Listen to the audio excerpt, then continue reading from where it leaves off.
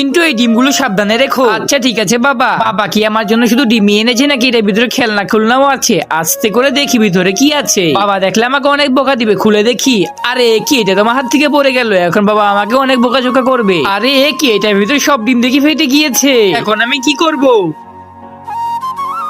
চিন্টু বাবা ডিমগুলো দাও। এখন আমি কি করব, কারণ ডিমগুলো তো ফেটে গিয়েছে।